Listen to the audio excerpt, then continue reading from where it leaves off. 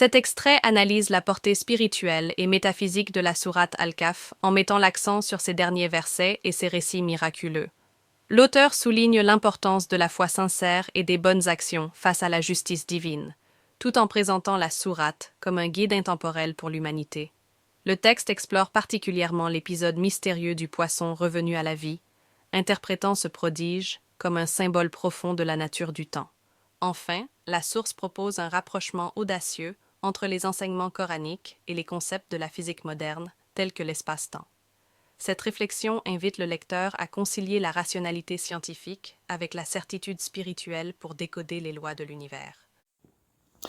Assalamu alaikum wa rahmatullah, bonjour à tous et à toutes, mes frères et sœurs, heureux de vous retrouver.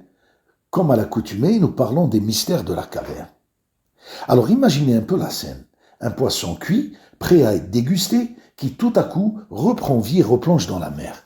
C'est un miracle incroyable, vraiment au cœur de la sourate Al-Kahf dans le Coran. Et ça défie complètement notre logique. Alors aujourd'hui, on va explorer ensemble une interprétation absolument fascinante, qui pourrait bien, qui sait, changer notre regard sur le temps lui-même. L'image est juste saisissante, n'est-ce pas?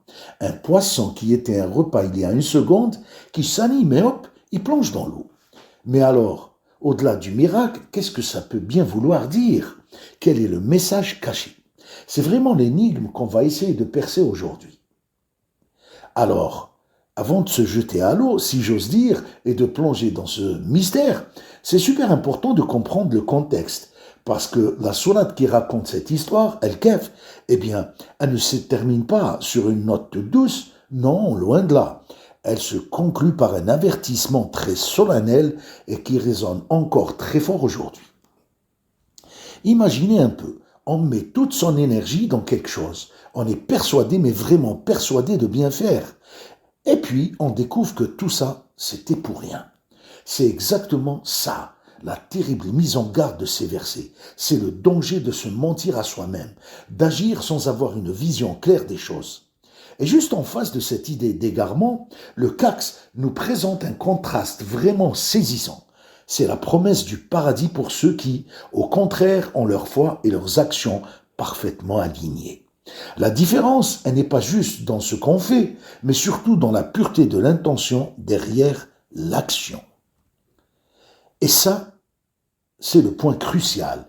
Et pour nous faire comprendre à quel point la connaissance divine est immense, infinie, le Coran utilise une métaphore à la fois poétique et super puissante. L'idée, c'est que même si tous les océans du monde devenaient de l'encre pour écrire les paroles de Dieu, subhanahu wa ta'ala, eh bien les océans seraient à sec avant que les paroles ne soient épuisées. C'est fou, non? C'est une façon de nous préparer, de nous dire que certains mystères, tout simplement, nous dépassent. Ce qui est vraiment unique avec cette sourate, c'est justement sa capacité à mélanger deux choses.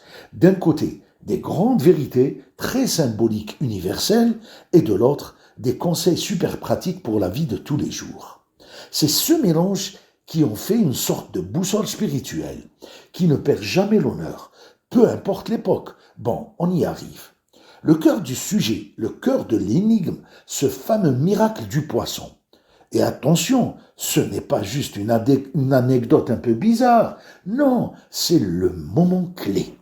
C'est comme si la réalité fissurait un instant, juste pour nous laisser entrevoir une vérité plus profonde. Essayons de visualiser la scène. On a Moïse alayhi salam et son compagnon, ils sont fatigués, épuisés par leur voyage, ils s'arrêtent pour faire une pause, et leur repas c'est quoi? Un simple poisson grillé posé sur un rocher. Et là, tout à coup, le poisson glisse, il reprend vie, et il se trace un chemin incroyable, miraculeux dans l'eau. C'est un détail qu'on pourrait presque oublier, et pourtant, c'est la clé de toute l'histoire. Mais alors, la question se pose, pourquoi ce miracle-là précisément? Pourquoi un poisson qui revient à la vie? Et pourquoi cet endroit exact au confluent des deux mers? Et pourquoi juste avant cette rencontre hyper importante avec le sage El-Khidr?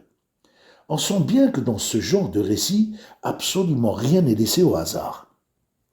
Eh bien, l'interprétation qu'on explore aujourd'hui propose une clé assez audacieuse, il faut le dire, Pour comprendre le poisson, l'idée, c'est qu'il ne faut pas regarder vers l'océan, mais vers quelque chose de beaucoup, beaucoup plus insaisissable, le temps. Oui, le temps lui-même. Voilà, on y est. L'idée centrale, c'est ça. C'est une métaphore du temps. Pensez-y. Comme le temps, il nous file entre les doigts, ce poisson qui s'échappe dans la mer, il symboliserait ce moment précis, ce point dans le temps qu'ils ont oublié, mais qui était en fait la clé de toute leur quête. Forcément, une affirmation pareille, ça crée anti-conflit antérieur, non? D'un côté on a la foi, de l'autre la raison. Comment est-ce que notre esprit, notre logique peut accepter une idée aussi radicale? Un poisson mort qui symboliserait la structure même du temps. Du coup, on a comme deux chemins qui s'ouvrent. D'abord, le chemin de la foi, on accepte le miracle tel quel, comme une pure manifestation du divin. Et puis, il y a le chemin de la raison qui, lui, va chercher à comprendre. Il va essayer de trouver un écho, une résonance de ce miracle dans les lois de notre propre réalité. Mais, et si ce n'était pas l'un ou l'autre? Et si ce n'était pas du tout une contradiction? L'idée ici, c'est que ce miracle n'est pas là pour mettre notre raison au placard. Au contraire, il est là pour la défier, pour la stimuler. C'est un peu comme un appel lancé à notre intelligence pour qu'on essaye de construire un pont entre le sacré et la logique de l'univers. Et quand on a cette clé de lecture, d'un coup, le miracle change complètement de dimension. Ce n'est plus simplement un signe pour Moïse, alayhi salam, à ce moment-là. Non, ça devient une sorte de carte. Une carte qui pointe vers les secrets de notre propre réalité. Des secrets que la science moderne, d'ailleurs, commence tout juste à effleurer. Alors si on résume un peu ce voyage intellectuel, c'est assez fou. On part d'un miracle, d'accord? Dans ce miracle, on y voit un symbole du temps.